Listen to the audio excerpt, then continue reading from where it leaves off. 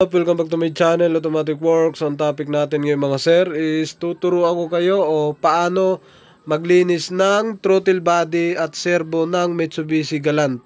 Okay? So kung makita nyo, ito servo na to, itong throttle body na to, napakadumi. Ayan, sobrang kapal ng dumi. So nakakaramdam na po yung sasakyan ng pangangatal, panginginig ng makina, humihinga-hinga na po yung makina pagka pinapaandar po. Kaya yan naman ay troubleshoot. Pero bago po ang lahat, bago ko i-troubleshoot kasi nabasahan ko na po na reading yan, kailangan malinisan po muna yung pinaka main factor, yung throttle body.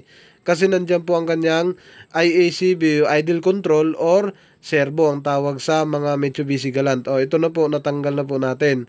Kailangan lang po natin yan, bago linisin, wag po yung buga-bugahan nyo lang. Okay, yung nakakabit tapos bubugahan, hindi pwede yan. Lalo na pag sa mga Galant, pumapasok po sa ilalim yan ng servo, yung ibubugan yung may mga carb cleaner o di kaya yung mga oil na ibubugan nyo dyan na para sa ganyang throttle body. Papasok kasi yan kasi nakasahod yung kanyang servo sa ilalim. Lalo na yung mga ibang kotse, nakasahod yan sa ilalim, nakahalo sa tubig. Kaya wag nyo ugaliin, pag naglinis kayo ng throttle body, bubugahan nyo lang ng carb cleaner, tapos yun lang, okay na, pupunasan nyo na. Hindi yun kasi ang harap lang ang malilinis. Kamukha niya, napakaitim ng likod, hindi po siya nalilinis. Okay? So, kalas-kalasin muna lahat natin yan. Sa mga electronic throttle body, wala pong ganyan. Sa mga modelo na masyadong sakyan, wala nang ganyan. Yan kasi servo na. Sa kanila, nakabukod na. Tsaka electronics na rin. Yan. Tanggalin muna natin to mga sir kasi ito yung control ng idle. O control ng RPM, nagbibigay din yan. Okay, so medyo technical yan. Bunutin nyo na 3 tornilyo, iangat nyo para makita sa ilalim. Yan, may spring po yan. Tapos meron pong parang pinakatiti po niya yung nakausling ganyan. Okay, mahalaga po yan. Okay, yan, ginagalaw-galaw ko para make sure na hindi siya maluwag o tagilid or di kaya natanggal na. Okay, so yan po ang throttle body. So ngayon, ang gagawin ko po niyan is tatanggalin ko ulit yung TPS para ihiwalay. Kasi medyo malalim na po ang kanyang, ibig sabihin makapal na ang kanyang kapit ng kanyang carbon na deposit doon sa kanyang throttle body. So kailangan natin tanggalin, isa-isahin na natin yan para linisin po natin isa-isahin. Parang hinihimay natin siya mga sir. Sa ganitong troubleshoot kasi, ganitong trouble, yung sasakyan nyo humihinga-hinga na, namamatayan na kayo sa daan, tumitirik na, marami pong factor yan. Okay, marami pong pwedeng isipin kung ano, hirap na kumuha ng RPM, pero may mga setting po dyan. Hindi yung lilinisan nyo lang, ayos na, yun po ay tanggalan nyo lang yung, palitan nyo lang yung sensor niya, palitan nyo lang yung servo niya, ayos na. Hindi po ganyan yan kasi may mga tamang setting po tayo dyan mga sir. Okay? Kamukha niyan, sinisetting pa po yan. Pagkatapos po matanggal natin yan mga sir, is doon na po mag-uumpisa yung ating throttle body cleaning, which is yung medyo maselan po yun.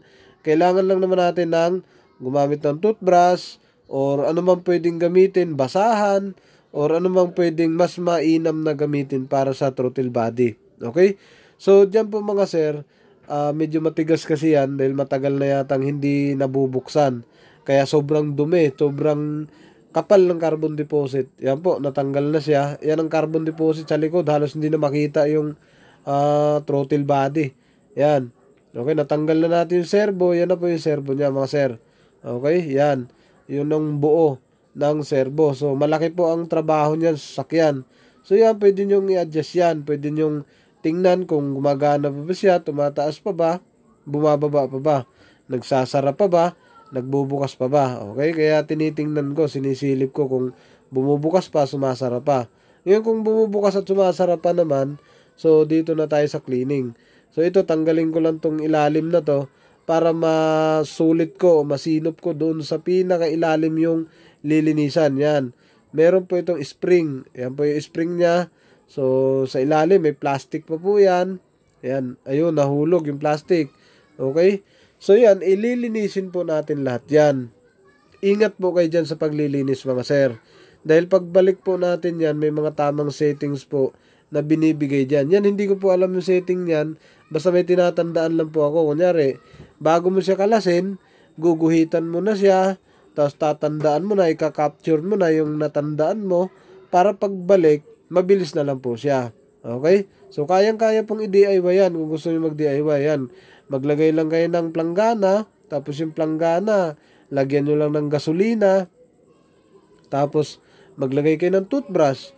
Yung toothbrush, yun na yung ikuskus nyo. Ayan, kung nakita nyo, so medyo matagal-tagal na kuskusan yan mga sir. Back to back, harap at likod, gilid, kailangan kuskusin. Ayan, yung mga butas, mga singit-singit.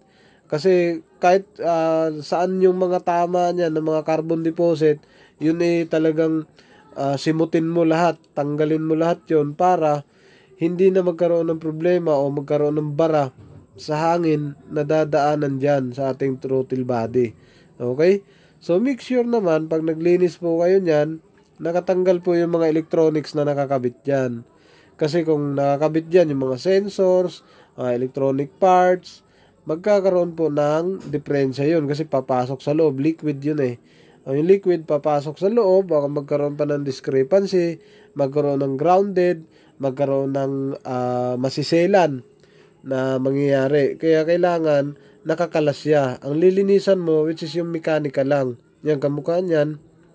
Lilinisan natin harap at likod, sa mga butas, lahat ng may itim na nakikita nyo, deposit yan. Yan, tingnan nyo yung gasolina ko, para na po siyang ink. Sobrang itim na po niya mga sir.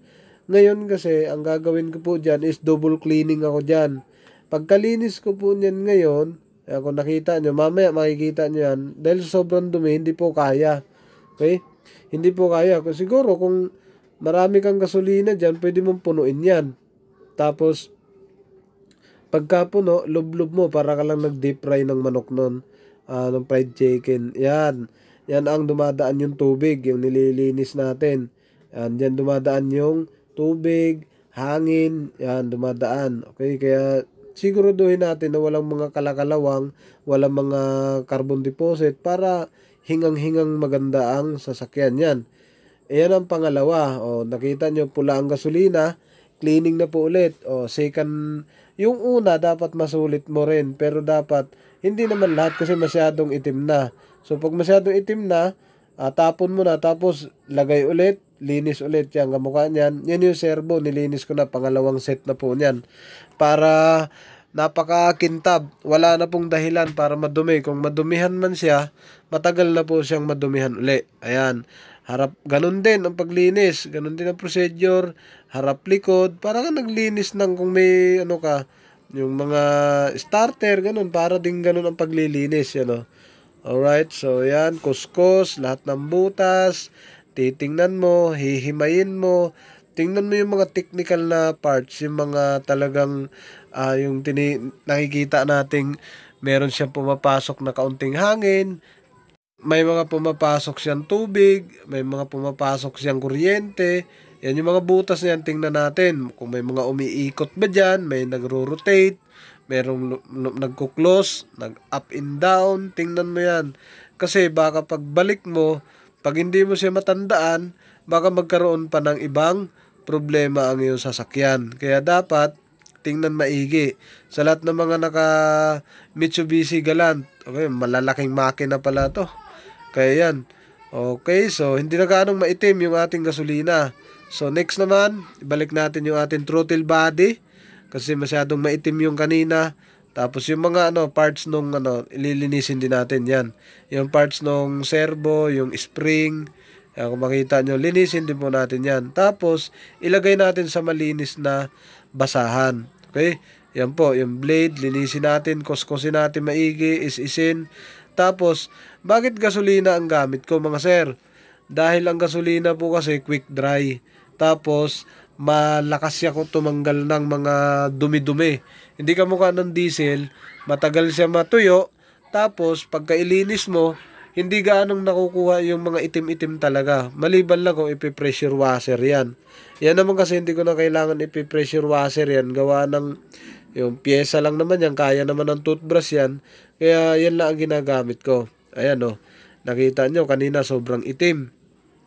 Pero ngayon itim na itim pa rin. Pero hindi na gaano. So, ano lang naman yan, tinatanggal ko na yung mga, tapos na yung primary, yan ang mga secondary naman yan, okay? Kuskus talaga yan. Ganyan talaga katindi, hindi madali talaga ang paglinis ng throttle body. O kung Honda Civic yan, napakadali. Pero kung kamukha ng Galant, yan. Sa mga electronics, throttle body, napakadali lang linisin. Yan, medyo maselan po talaga. May TPS, tapos may servo, tapos medyo makapal siya pagka nagdumi talaga mga sir. Medyo makapal. Yung mga bagong sasakyan ngayon, hindi siya gaano makapal yung carbon pagka nagdumi. Ito talaga masyadong makapal. Okay? So tuloy-tuloy lang panonood, baka makakuha kayo ng gusto nyong maglinis ng sarili nyo throttle body. Yan na po yung magiging guide. Gasolina lang. Tapos linisin nyo lang ng may puso para maganda naman yung kalalabasan ng sasakyan. Yan. Toothbrush, gamitan nyo yung toothbrush, maaari, gamitan nyo malinis na mga basahan, malinis na damit. Yan, kita nyo, medyo maaliwalas na. Medyo gumanda na yung kulay natin mga sir ng ating servo. Ating throttle body. Alright? So, double check, mga daanan ng hangin. Double check. Okay? So, yan. Ito ay stopper ng hangin sa idle screw. Kailangan linisin din natin yan. Okay? So, lilinisin natin yan. Para yan dito. Ilalagay. Yan dito. Yan yung idle screw. Kung mataas yung idle nyo, adjust nyo lang dyan. Kung mababa idle nyo, adjust nyo lang dyan. Babalik na po sa dati yan. Ito na ang servo.